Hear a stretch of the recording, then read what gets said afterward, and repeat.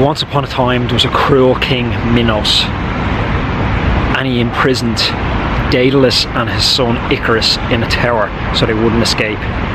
Daedalus, he was a master craftsman, so he figured he could engineer his way out of this situation.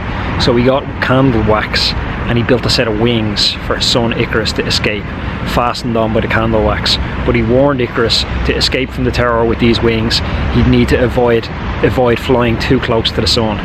Icarus, thinking he knew better than his father, didn't take that warning. He flew too close to the sun, the wax melted, and Icarus plunged to his death.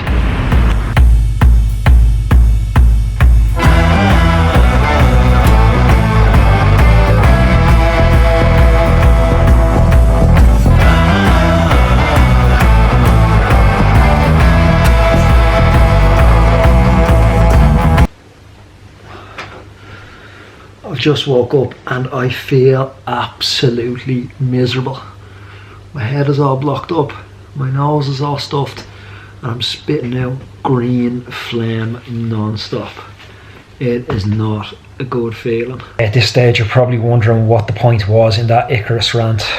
Well, I like stories. As I said, it's one of the reasons I started vlogging this year, that I like telling stories. When I hear that story, yeah, on one level you hear about a lad who should have listened to his dad. Yeah, you can definitely get that from it. But also maybe the dad represents authority, maybe the dad represents anyone who's willing to give you guidance, or in this case an expert. I could wing this, but in my experience I'm better off just going to the doctor and nipping this in the bud.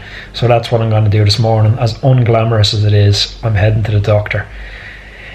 Also today it's the real first test of the durability of this vlog.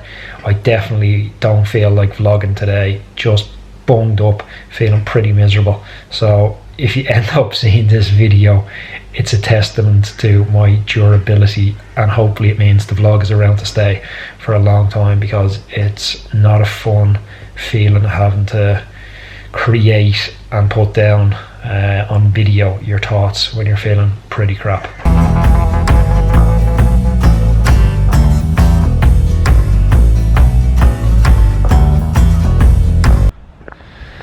I'm just up at the Institute of Sport. It's here in the background behind me.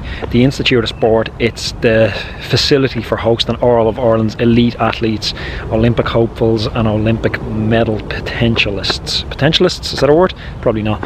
So as part of the service here, there's a doctor included. It's all encompassing, you know, doctors, sports psychologists, nutritionists, strength and conditioning experts. So this morning I'm going to head in, I'm going to talk with the doctor and see what the problem is. So I'll give you a little peek inside where Ireland's elite performers are training.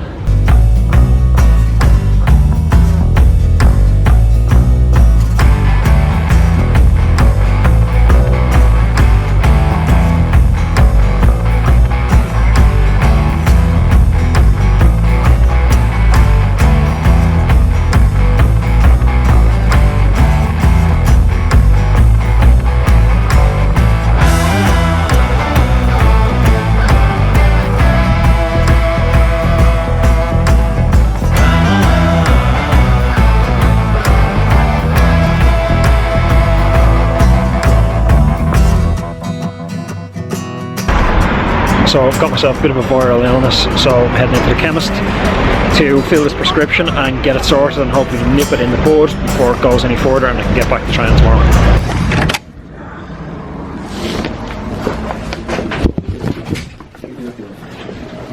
Stick with it, and that's very good. Hello there. Hey, I have a prescription. Of course. Thanks. Thank you very much.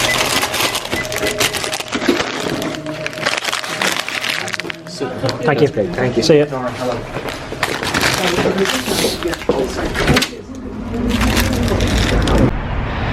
So, the $1 million question, the question you all tuned in to find out: how do you know if you should skip training? If you wake up like me this morning and you're feeling a little bit off, should you skip it or should you push through?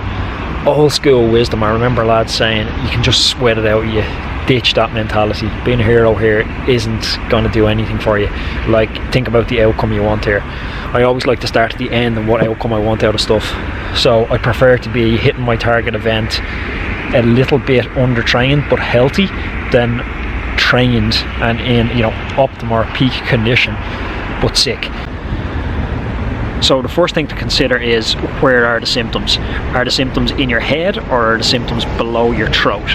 If the symptoms are in your head, and I don't mean in your head in an imagined sort of way, if the symptoms are in your head as in you have congestion in your head, nose blocked up, it's typically okay to train. Now there is some caveats which I'll add to that. If the symptoms are below your throat, you're coughing up chesty stuff, a chesty cough, coughing up catarrh, that type stuff, it's best to take a rest day. As a sidebar, if you're finding yourself with a little bit extra time to spare today, you should definitely check out yesterday's podcast. It's had phenomenal feedback already. I've done a deep dive into cycling minimalism and what's actually essential to us, what items bring us closer to being happy, and what items just bring us that transient sense of satisfaction and then disappear, leaving us with just empty pockets. It's the video just below this, and it's also available on all good podcasting platforms, and also some atrocious ones. Back to the broadcast.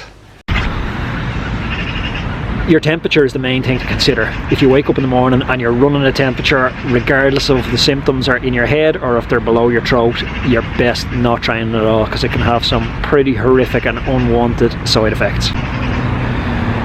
Rest and heart rate can be a really good indicator of if you need to take a rest day or you can push through it. If your rest and heart rate is just slightly elevated, as in it's less than 5 beats above normal, you can just take a slightly easier day than normal. If it's more than 5 beats above your normal rest and heart rate, it's time to go and see the doctor, and it's time to take a full rest.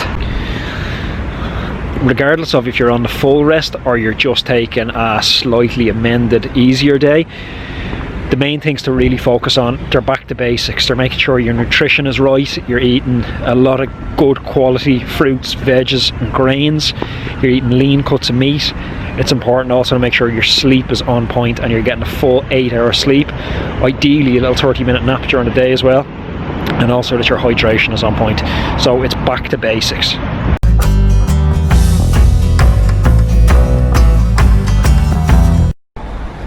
Poor lad's just gone in for a coffee and he's after getting himself clamped. Poor bastard.